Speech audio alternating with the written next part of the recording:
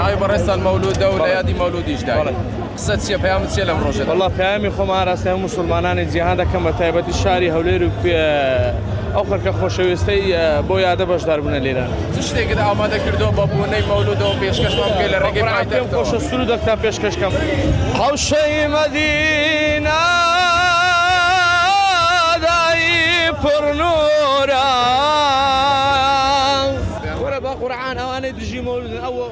وەساڵیان پێ ناکرێت لێران ناتان دوو ئاویدا بەشکەن کورە هەزار شتێ لە گۆڕێ ئەو لە جێ خۆی لە ماری خۆی پاردایەوە ڤیدیۆش دەکاتم مندارە کە دەرێ وەڵا کاکە مەولود بیدعایە ئێدە وەرە بڕۆ تو سینە پاقلاوەشی بڕۆ دەوجەکە لە بەخاتی پێغەمبەر زان دەتانە نا بەخۆی ناتان لە بەخاتی پێغەمبەری ئەوەندە کەشتیان پێ ناکرێت. هەولێر ماشەڵڵا بە شاری خۆشەویستی پێغەمبەری ناسرەیە ماشەڵڵا ئەو خەرکەش دەبین هەموو لە حوبی پێغەمبەری هاتێ ئەگەر کەس بڕوا ناکەم لە پاقلاوەکی بێت ئێرانە کابرا 3000 داتە ڕێونیە